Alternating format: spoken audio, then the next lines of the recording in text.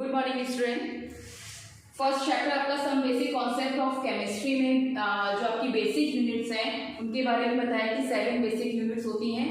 ठीक है, आज हम लोग ड्राइव यूनिट्स के बारे में बात करेंगे, लेकिन उससे पहले हम लोग मास और वेट में डिफरेंसेस जो है उसको अच्छे से क्लियर करते हैं और साथ में आपका टेम्परेचर को थोड़ा डीप पढ़ते हैं। ठीक है, मास और वेट जो होता है वो नॉर्मली अगर हम लोग बात करें कॉमन वे में तो जो उसको मास को ही वेट कह देते हैं, वेट को ही मास कह देते हैं। ठीक है, एक नॉर्मल में हम लोग बात करते हैं तो इसी तरह से हम लोग बोल देते हैं कि जो मास है वही वेट है, वेट है जो वही मास है। ठीक है, लेकिन वो दोनों एक जैसे नहीं होते हैं, दोनों में बहुत ज्यादा डिफरेंस होता है। हम लोग चूंकि साइंस के स्टूडेंट हैं, हम लोग एक सीनियर क्लासेस में आ रहे हैं, तो हम लोग को वो सारी चीजें जो डिफरेंसेस हैं इसकी वो अच्छे से पता होना चाहिए, क्योंकि हम लोग की अब जितनी भी न्यूमेरिकल प्रॉब्लम्स आएंगी, आपके इसमें जो कॉन्सेप्ट्स होंगे वो इन सब चीजों में यहाँ पर वेट और मास जो है वो दोनों के डिफरेंसेस को बहुत जरूरी है कि वो आपको क्लियर हो। ठीक है, तो चलिए देखते हैं कि मास क्या है और वेट क्या है। Mass and weight. ठीक है, अगर हम मास की बात करें तो मास क्या है, किसी भी सब्सटेंस में कितना अमाउंट उस मैटर का प्रेजेंट है। ठीक है, वो उसका मास कहलाता है। कितना उसमें प्रेजेंट है, कितना आप जैसे कोई भी सब्सटेंसेस में आपका कितना मैटर जो है वहां का उसमें उसकी अमाउंट कितनी प्रेजेंट है, ये एक मास। ठीक, जबकि वेट क्या होता है कि जो वेट है आपका वो नॉर्मली जितना मास जो ग्रेविटी जो है उसके अकॉर्डिंग वहां पर उस पर कितना फोर्स लगा रही है, उसके मास के अकॉर्डिंग जो ग्रेविटी इस पे फोर्स वर्क कर रही है वो उसका क्या है, वो वेट है। ठीक, जो एसआई यूनिट मास की होती है वो आपकी उसको हम लोग केजी में लेते हैं, और अगर हम लोग वेट की बात करें तो ये केजी मीटर सेकेंड स्क्वायर। ठीक है, क्यों? क्योंकि आपका क्या होता है जो ग्रेविटी है वो क्या है, उसको हम लोग किसमें मेजर करते हैं, मीटर पर सेकेंड स्क्वायर में। ठीक है, तो यहाँ पर ये कितना हो जाएगा, एम और यहाँ पे जी, एम जी फॉर्म में हो जाएगा ना, तो ये आपका कितना है केजी में अभी लिया, और ये मीटर पर सेकेंड स्क्वायर में। ठीक है, इसको हम लोग न्यूटन भी बोलते हैं। तो दोनों में आप इसको देखेंगे, दोनों ही यूनिट आपको अच्छे से आनी चाहिए, क्योंकि न्यूटन में नॉर्मली हम लोग दे देते हैं, कभी कभी पूछ लिया जाता है इसमें, या ऑप्शनल में इस तरह का क्वेश्चन रख दिया जाता है, तो आपको पता होना चाहिए। अब मास की अगर हम लोग बात करें तो ये जो है मास जो है वो हर जगह, ठीक है, मास ऑफ सब्सटेंस जो होता है वो हर जगह कांस्टेंट रहता है।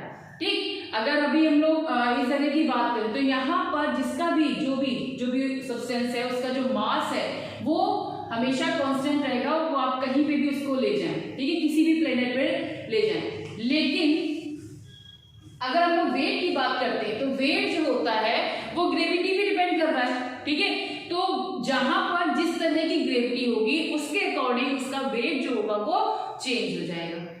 ठीक, जैसे अगर हम लोग अर्थ पे हैं तो अर्थ पे उस किसी भी ऑब्जेक्ट जो है, कोई भी सब्सटेंस है, उसका जो वेट है वो अलग होगा। ठीक है, मून पे चले जाएंगे तो वो कितना होता है 1/6 हो जाता है, तो वहां पर 1/6 तो वो कितना हो जाएगा, वहां पर उसमें चेंज आ जाएगा। ठीक है, तो वेट चेंज हो जाएगा, लेकिन मास जो होता है वो हमेशा कैसा रहता है, वो कांस्टेंट रहता है। ठीक है, ये पॉइंट बहुत अच्छे से याद रखिएगा कि मास जो होता है वो कांस्टेंट रहता है, जबकि इसमें कई सारे वेरिएशन आते हैं प्लेस टू प्लेस, यानी जगह के हिसाब से वेरिएशन आते रहते हैं। ठीक, तो मास और वेट में आपको डिफरेंसेस क्लियर हुआ। ठीक, ये बहुत जरूरी है कि आपको इसको पता होना चाहिए कि मास क्या है और वेट क्या है। अब आ जाते हैं टेम्परेचर की बात अगर हम लोग करते हैं तो टेम्परेचर में केल्विन और सेल्सियस का आपको बताया था। ठीक है, फ़ारेनहाइट में भी आपका टेम्परेचर जो मेजर किया जाता है, तो एक स्केलिंग उसकी हम लोग देख लेंगे। ये केल्विन, सेल्सियस, डिग्री सेल्सियस, और ये फ़ारेनहाइट। ठीक है, अगर हम सेल्सियस और फ़ारेनहाइट की बात करें तो फ़ारेनहाइट में 9/10 डिग्री सेल्सियस प्लस 32। ठीक है, ये फॉर्मूला आता है आपका फ़ारेनहाइट को निकालने के लिए।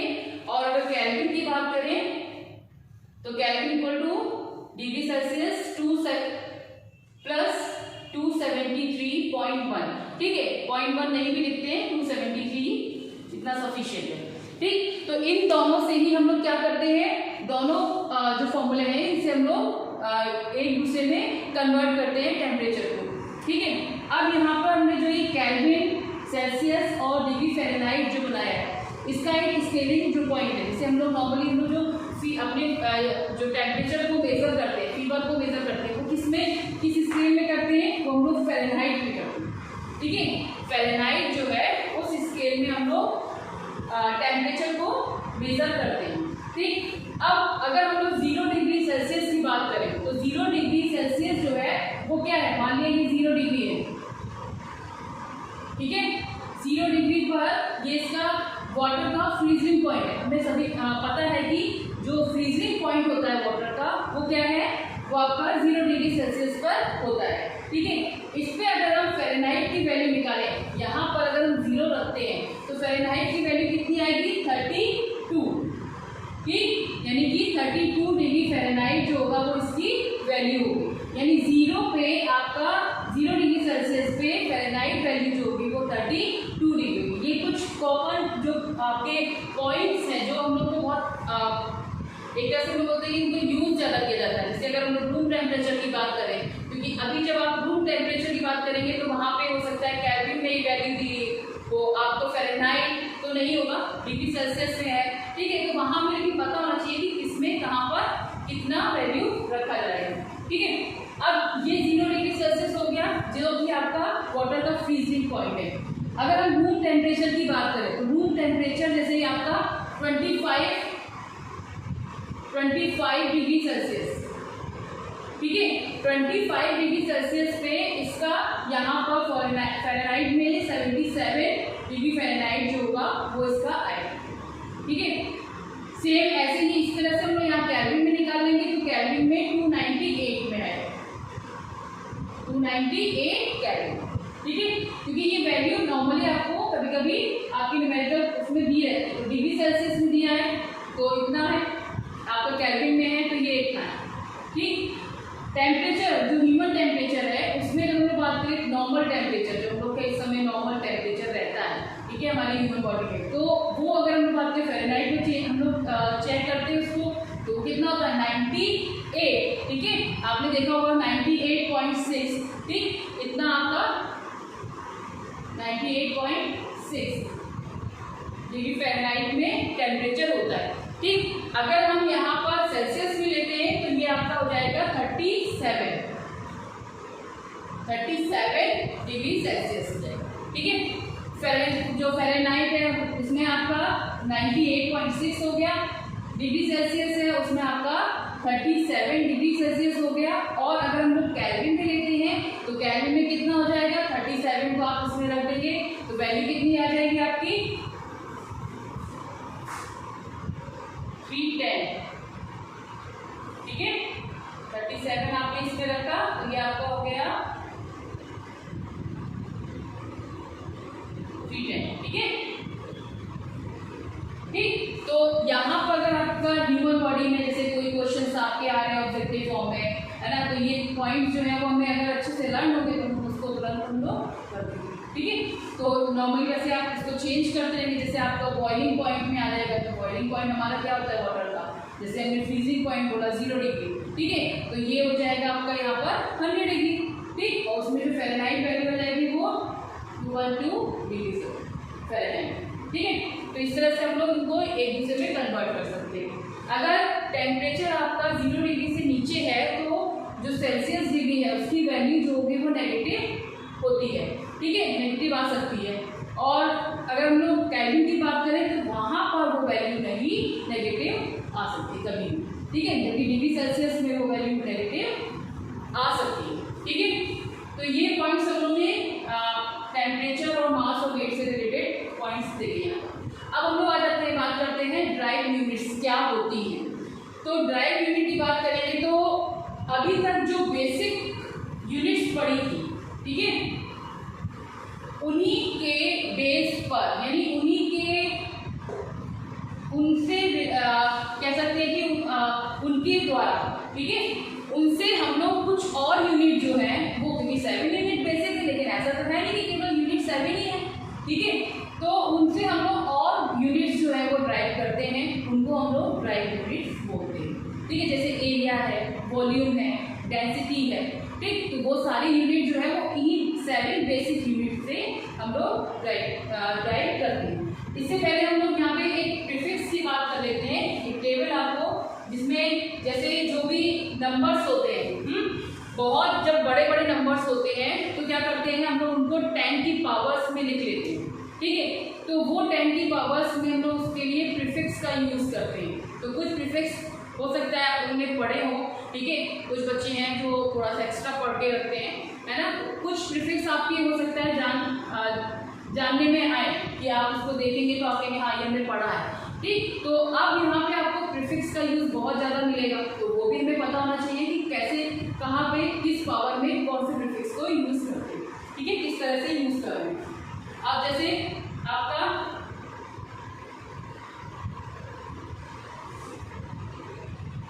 ये प्रीफिक्स,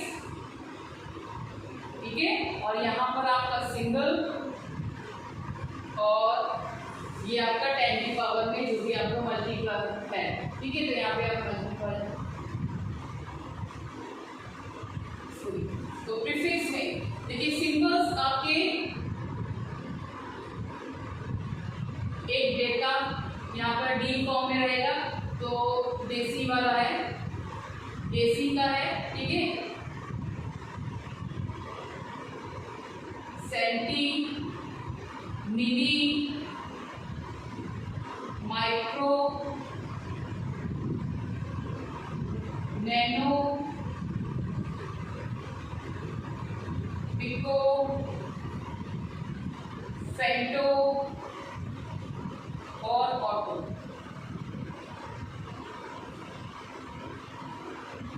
ठीक है।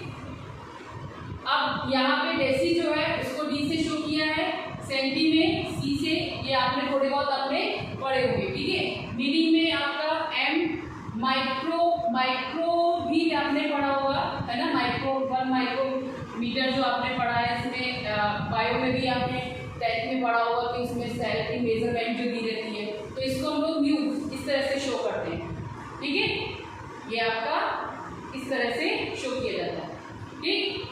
फिर नैनोमीटर, यानी नैनो में आ जाएगा, तो नैनो में आपका एन आ जाता है।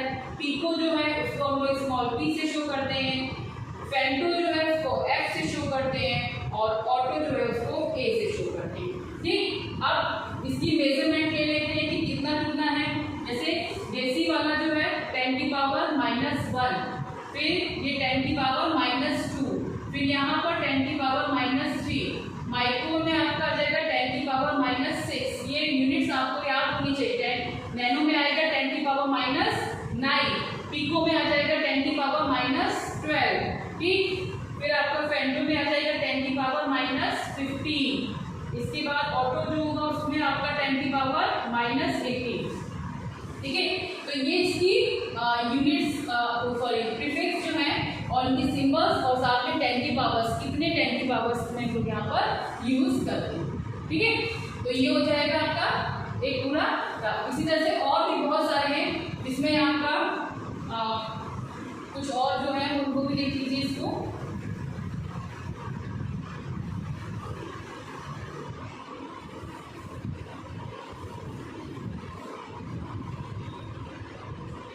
जैसे आपका डेका, तो डेका में आपका DA आ जाएगा, जिसको 10 है ना, ये अभी जो थे वो माइनस वाले थे, अब आपके 10 का वो माइनस में था, और अब जो आएंगे वो आपके 10 की पावर सिंपल फॉर्म में, जैसे पॉजिटिव में, ठीक है। तो ये एक डेका हो गया, डेका में DA शो कर रहे हैं। हेक्टो,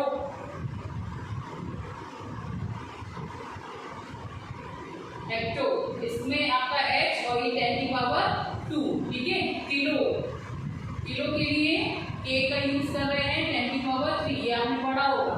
मेगा, मेगा में कैपिटल M रहता है और 10 की पावर 6, वहाँ माइक्रोन था और -6 था, ठीक है, ध्यान रखिएगा। मेगा में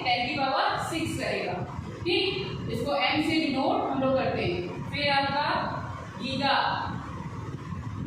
इसको जी से शो करते हैं और ये आपका हो जाएगा 10 की पावर 9। ठीक, फिर आपका आ जाएगा टेरा, टेरा, इसको हम लोग पी से शो करते हैं और ये 10 की पावर 12 आ जाएगा। ठीक है, तो इस तरह से आपके जो ये मल्टीपल है सिंबल्स जो है प्रीफिक्स के साथ में, ये इनके यूज जो है वो बहुत ज़्यादा होते हैं। आपके जो माइनस वैल्यू थी वो वहाँ पर बहुत यूज होगा। ठीक है, कुछ जैसे माइक्रोन है, पिको है, नैनोमीटर है। ठीक, और यहाँ पर ये आपके जो प्रीफिक्स शुरुआत के हैं जैसे हेक्टो है, किलो है, ठीक है, उनका भी यूज काफी। ठीक, अब इसके बाद हम लोग जो ड्राइव यूनिट्स है उनको देख लेते हैं जल्दी से कि वो यूनिट्स कैसे फाइंड करते हैं।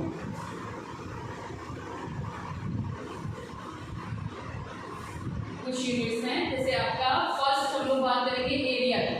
तो एरिया अगर हम लोग किसी का निकालते हैं तो एरिया निकालने के लिए क्या करते हैं, एल इंटू बी यानी लेंथ होता है, तो लेंथ इंटू ब्रेड्थ। ठीक है, और हमें पता है कि अगर हम किसी की लेंथ निकाल रहे हैं तो लेंथ निकाल रहे हैं, हमें इसकी लेंथ निकालनी है तो हम लोग क्या करते हैं, मीटर में हम लोग मेजर करते हैं ना, तो इसका मीटर और ये भी ब्रेथ भी हम लोग मीटर में करते हैं, तो ये कितना हो जाएगा मीटर स्क्वायर। ठीक है, स्क्वायर मीटर में इसकी यूनिट हो जाएगी। ठीक, अब इसके बाद वॉल्यूम की बात करें तो वॉल्यूम जो होता है वो क्या होता है, L B H, length breadth and height. तीनों को हमें पता है कि मीटर में उसको भी निकालते हैं, तो क्या इसका हो जाएगा मीटर मीटर मीटर, यानी आपका क्या हो जाएगा मीटर क्यूब। ठीक है, ये आपका मीटर क्यूब आ जाएगा। यहाँ पे अगर हम किसी अगर लैब मेथड में हम लैब मेथड कर रहे हैं, कोई लैबोरेटरी में कोई प्रोसेस कर रहे हैं, ठीक है, तो वहाँ पर हम लोग किसी भी सोल्यूशन को ले रहे हैं तो वहाँ हम लोग उसको ml जो है वो उसमें फाइंड करते हैं कितना है। ठीक है, वो पार्ट वहाँ पे कितना है तो वो उसका वॉल्यूम हुआ ना, तो वहाँ पर आपका जो लीटर भी है वो भी आपका एक कॉमन यूनिट फॉर्म में वॉल्यूम को हम लोग उसको मेजर करते हैं। ठीक है, फिर आता है आपका डेंसिटी। डेंसिटी क्या फॉर्मूला होता है, मास अपॉन वॉल्यूम। वॉल्यूम अभी आपने निकाल ही लिया है ना, मास आपको अभी इससे पहले बताया था कि मास की वैल्यू वो क्या है, यूनिट क्या है, तो मास की क्या है केजी, और ये आपका भी वॉल्यूम मीटर क्यूब। तो ये कितना आ जाएगा केजी मीटर, ये आपका -3। ठीक है, m की पावर -3। ठीक, अब इसके बाद अगर हम लोग इसी से और भी बहुत सारे जैसे स्पीड है, एक्सेलरेशन है, ठीक, इनकी यूनिट भी हम लोग निकाल सकते हैं। जैसे स्पीड आपका आया, स्पीड, तो स्पीड क्या होता है डिस्टेंस अपॉन टाइम। ठीक है, अब डिस्टेंस को हम लोग किस में लेते हैं, जो कवर की गई डिस्टेंस है वो हम मीटर में नापते हैं। ठीक, तो ये मीटर अपॉन टाइम का हमारा क्या है, टाइम हमारा सेकंड में, तो ये हो जाएगा m s इनवर्स। ठीक है, ठीक, या मीटर पर सेकंड, इस तरह से भी आप इसको लिख सकते हैं। ठीक है, इसी तरह से हम लोग सारी जो यूनिट्स हैं उनको हम लोग फाइंड कर सकते हैं बहुत ही इजीली वे। अगर आप लोग एक एक करके उसको फॉर्मूले अगर हमें पता है हर एक को फाइंड कर सकते हैं। जैसे कि फोर्स है, फोर्स इक्वल टू क्या होता है मास इनटू एक्सेलरेशन। ठीक है, एक से डिनोट करते हैं इसको, तो एक्सेलरेशन की क्या होती है मीटर पर सेकंड स्क्वायर। ठीक है, तो ये हो जाएगा मास का कितना है केजी, और यहाँ पे आपका ये मीटर ये ऊपर जाएगा माइनस में आ जाएगा, तो ये इसकी वैल्यू। ठीक है, बाकी आपको इसको पता है कि न्यूटन में भी इसको हम लोग फाइंड करते हैं। ठीक है, तो इस तरह से हम लोग ड्राइव यूनिट्स को निकाल सकते हैं।